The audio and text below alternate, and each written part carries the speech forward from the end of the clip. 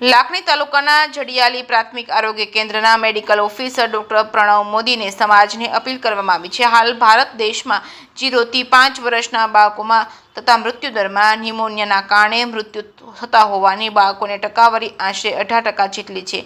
આ માટે ભારત સરકાર દ્વારા કાર્યક્રમને થોડાક સમય અગાઉ અમલમાં મૂકવામાં આવ્યું છે. આ કાર્યક્રમ અંતર્ગત 0 થી 5 વર્ષના બાળકોને તાવ, ખાંસી, શ્વાસ લેવાની કોઈ પણ તકલીફ હોય તો નજીકના આરોગ્ય કેન્દ્ર અથવા તો વાલીઓને સમયસર નિષ્ણાત ડોક્ટરને બતાવીને બાળકોના આરોગ્ય સારું બની રહે તે હેતુથી ભારત સરકાર દ્વારા આ કાર્યક્રમ અમલમાં મૂકવામાં આવ્યો છે. જેના ભાગ સ્વરૂપે આજે બનાસકાંઠા જિલ્લાના લાખણી તાલુકાના પ્રાથમિક આરોગ્ય કેન્દ્ર ચડિયાલીના નામ મેડિકલ ઓફિસર ડોક્ટર પ્રણવ મોદીએ સમાજમાં જાગૃતિ કેળવવાના હેતુથી તમામ જિલ્લાવાસીઓને તેમજ તેમના આરોગ્ય કેન્દ્રની અંદર આવતા ગામો તમામ વાલીઓને નમ્ર અપીલ સાથે જણાવ્યું હતું બાળકોનું સ્વાસ્થ્ય સારું રહે અને તંદુરસ્ત રહે તે હેતુથી ભારત સરકાર દ્વારા આ કાર્યક્રમને અમલમાં મૂકવામાં આવે છે. આપના પરિવારમાં અથવા તો આજુબાજુમાં ગામમાં તમારા ધ્યાનમાં આવું કોઈ બાળક નજરમાં આવે તો તાત્કાલિક તેને નજીકના આરોગ્ય કેન્દ્રમાં સારવાર હેઠળ મોકલવા માટે અપીલ કરવામાં આવી છે. થોડાક સમય અગાઉ બનાસકાંઠા જિલ્લાના પાલનપુર ખાતે ન્યુમોનિયાને લઈને થતા મૃત્યુદર ઘટાડવા માટે સ્પેશિયલ ટ્રેનિંગનું પણ કાર્યક્રમનું આયોજન કરવામાં આવ્યું છે.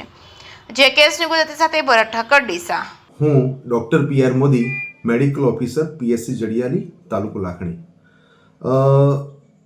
દરેક મિત્રોને મારી એક અપીલ છે. સરકારશ્રીનો ખાસ પ્રોગ્રામ છે અત્યારે સાસ પ્રોગ્રામ, જેની અંદર 0 થી 5 વર્ષના જે બાળકો છે તો 0 થી 5 વર્ષના બાળકોમાં અત્યારે જે ડેથ થાય છે, મૃત્યુ થાય છે, એમાં ન્યુમોનિયાના કારણે લગભગ 17% બાળકો મૃત્યુ પામતા હોય છે.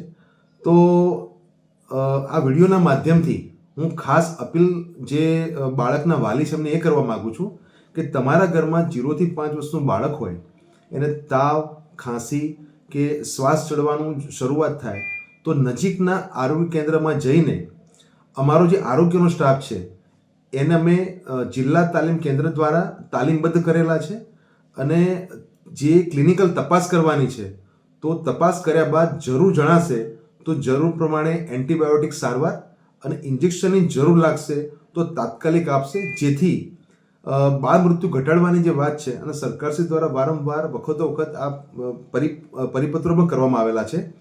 તો સરકારશ્રીનું જે આ એક ગોલ છે એને પૂરો કરવા માટે અને ઇન્ફન્ટ ડેથ બી ઘટે, બાળકોનું મૃત્યુ ઘટે અને ખાસ કરીને ન્યુમોનિયાના લીધે કોઈ બાળકનું મૃત્યુ ના થાય એ માટે સમગ્ર જિલ્લાની અંદર આપણે આ મુહિમ ચાલુ કરવામાં આવેલી છે.